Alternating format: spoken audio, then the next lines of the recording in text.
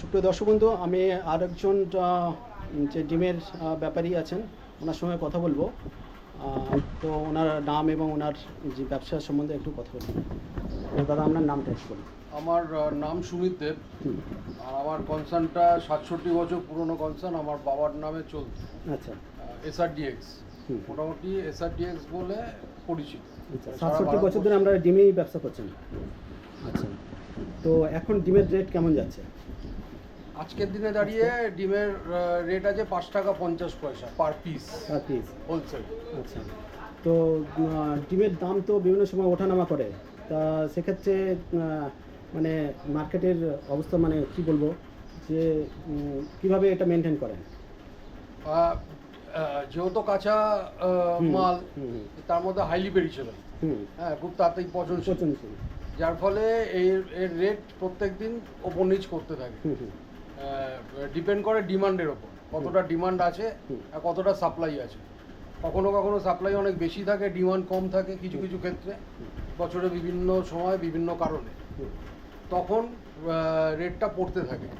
এই ধরে নিন এখন আজকের দিনে দাঁড়িয়ে এই শ্রাবণ মাস চলছে, তো শ্রাবণ মাসে অনেকে মানে ভারতবর্ষের অনেক জায়গায় ডিমের কনজাম্পশনটা কমে যায়, কারণ তারা ওই একটা সম্প্রদায়ের মানুষ, তারা এই শ্রাবণ মাসে ডিম খান না বা আমিষ খান না, এই ধরনের একটা ব্যাপার থাকে।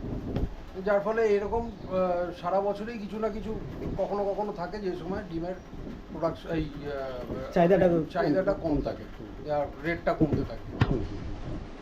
আচ্ছা, এই ডিম মোটামুটি কোথা থেকে আসে? ডিম মূলত আসে অন্ধ্রপ্রদেশ থেকে। আচ্ছা, আমাদের এখানে কি ওয়েস্ট বেঙ্গলে ডিমের মানে ইয়ে তৈরি হয়, ম্যানুফ্যাকচার বা কি বলে সাপ্লাই হয়? ওয়েস্ট বেঙ্গলেও ডিমের ম্যানুফ্যাকচারিং আছে, মানে ফার্মিং হয়, কিন্তু ওয়েস্ট বেঙ্গলে যা প্রোডাকশন তার থেকে ওয়েস্ট বেঙ্গলে কনজাম্পশন অনেক বেশি। আচ্ছা, যার ফলে আমরা অন্ধ্র থেকে ডিমটা আনতে বাধ্য হই। এখানে মূলত কিসের ডিম আছে? পোলট্রি ডিম না পোলট্রি ডিম, হাঁসের ডিম বা অন্য? হাঁসের ডিমও আসে, হাঁসের ডিমও আসে।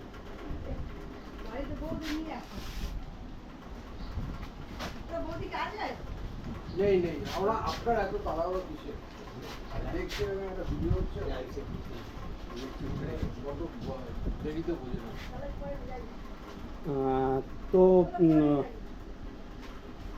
পুরনো ব্যবসা আর এখন ব্যবসা মানে কেমন দেখছেন, যে আগেকার ব্যবসা ভালো ছিল না এখন ব্যবসাটা ভালো আছে? অবশ্যই আগের ব্যবসা ভালো ছিল, এটা শুধু আমাদের ক্ষেত্রে না, সব ক্ষেত্রেই আগের ব্যবসা অনেক ভালো ছিল। এখন ব্যবসা ভালো নেই, তার বিভিন্ন কারণ আছে, মানে ব্যবসাতে নোংরামোটা বেশি। আচ্ছা, মূলত এই ডিমের ক্রেতা কারা? আমাদের এই যে ডিম আনেন, ডিমের মূল ক্রেতা হচ্ছে স্টুডেন্ট। হ্যাঁ। আচ্ছা, এই কারণে বলি, আমরা ডিমটা জেনারেলি আমরা কনজিউম করি সকালে ডিউরিং ব্রেকফাস্ট।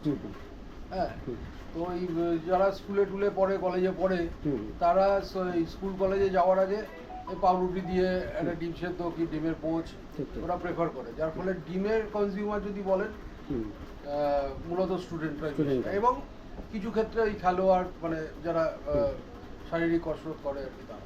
আচ্ছা, তা ডিম আপনাদের কারা নিয়ে যায়, মানে এখানে আশেপাশের এই যারা খুচরো বিক্রেতা তারাই নিয়ে যান নাকি এটা কত দূরের? আমরা হচ্ছে ইম্পোর্টার। হ্যাঁ, আমরা ডাইরেক্ট আনাই, এনে এই আশেপাশে যে দেখছেন এখানে মোট 235টা দোকান আছে। 235টা? আচ্ছা, সবাই কি হোলসেল? সব হোলসেল। আচ্ছা, আমার মতন আরও ইম্পোর্টার এখানে আছে 6-7 জন, তারা এনে এখানেও আমরা সাপ্লাই দিই, এবং কলকাতার অন্যান্য জায়গাতেও দিই, সব হোলসেলারদের দিই। আচ্ছা আচ্ছা, আপনাদের এই ব্যবসার টাইমিংটা কখন, মানে কখন এই মাল আসে? আমাদের টাইমিং হচ্ছে বড় লরিতে আসে, যার ফলে সকাল 3টে থেকে আনলোডিং শুরু হয়, ওই 6টা 6:30 অবধি আনলোডিং হয়, আর তারপরে সারাটা দিনই ওই কালেকশন চলছে, ব্যাংকের কাজ চলছে, ডিম বিক্রি হচ্ছে, এটা সারাটাই রাত্রি 8টা অবধি চলতে থাকে। আচ্ছা, তো একটা মাঝখানে গুজব হয়েছিল যে প্লাস্টিক ডিমের একটা, সেখানে আপনার মত কি একটু যদি বলেন? এটা কি ঠিকই? অসম্ভব ব্যাপার। আমি আপনাকে বলি, একটা ডিম প্রোডাকশন কস্ট হচ্ছে রাউন্ড অ্যাবাউট 4 টাকা, একটা প্লাস্টিক ডিম তার প্রোডাকশন কস্ট হচ্ছে 10 টাকা। একটা খেলার মানে বাচ্চাদের জন্য প্লাস্টিক ডিম তৈরি হতে পারে, কিন্তু নট ফর কনজাম্পশন, মানে খাওয়ার জন্য নয়, এটা অসম্ভব। আপনি প্লাস্টিক খেতে পারবেন না, সম্ভব নয় তো তাহলে এটা। মানে এই যে গুজবটা পেপারেও অনেক দিয়েছিল, সেখানে তো বিজনেসের একটা মানে হ্যাম্পার হতো, যে বিজনেস কমে যেত। বিজনেসে খুব হ্যাম্পার হয়েছে এবং সেই সময় প্লাস্টিক ডিম নিয়ে সরকার ইনিশিয়েটিভ নিয়ে ডিমের সমস্ত রকম পরীক্ষা নিরীক্ষা করানো হয়েছিল এবং সেটা সার্টিফাইড কপি মুখ্যমন্ত্রী নিজে ডিক্লেয়ার করেছিলেন আচ্ছা। অনের। তাই এটা নিয়ে কোনো চিন্তার কিছুই নেই। আচ্ছা, আপনাদের এই অ্যাড্রেসটা একটু বলুন। আমাদের হচ্ছে 3 নম্বর মনীন্দ্র মিত্র রো, শিয়ালদা, কলকাতা 9। আচ্ছা, আপনাদের এইখানে যে রেটটা ওঠানামা করে সেটা কন্ট্রোল করে কারা? আমরা যারা ইম্পোর্টার।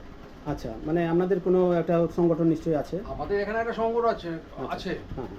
দি কলকাতা এগ মার্চেন্টস অ্যাসোসিয়েশন, আচ্ছা। কিন্তু সংগঠনের পক্ষ থেকে রেট ডিক্লেয়ার হয় না। ও, আমরা যারা ডিম ইম্পোর্ট করি তাদের এক একজনের এক এক রকম রেটে ডিমটা আসে, তো তার ভিত্তিতে আমরা রেট করি এখানে। কখনো লোকসানে বিক্রি করতে হয়, কখনো লাভে বিক্রি করি। নতুন একজন ব্যবসায়ী যদি এই ব্যবসায় নামে, তাহলে আপনার তরফ থেকে একটা সাজেশন যদি দিতেন। সাজেশন বলতে, নতুন ব্যবসায়ী যারা এই ব্যবসায় নামতে চাইছেন, প্রথমত বলি হাইলি পেরিশেবল আইটেম খুব খাটুনির ব্যাপার। যেহেতু হাইলি পেরিশেবল আইটেম, আপনাকে চোখ কান সজাগ রাখতে হবে এবং ডিমটা তুলে নিয়ে গিয়ে বিক্রি করার জায়গাটাকে কনফার্ম করতে হবে। মানে আপনি আগে কাস্টমার ঠিক করতে হবে। হ্যাঁ, এটা স্টক করা যাবে না, এটা স্টকের কোনো জায়গাই নেই।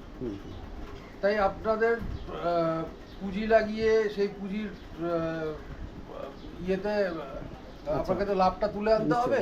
তো তাই আপনাদের একটা দোকান খোলার আগে সার্ভে করতে হবে যে আপনি কপেটি ডিম নিতে পারবেন এবং কপেটি ডিম বিক্রি করতে পারবেন উইদিন 2 to 3 days, কারণ এর বেশি ডিমটা রাখা যায় না।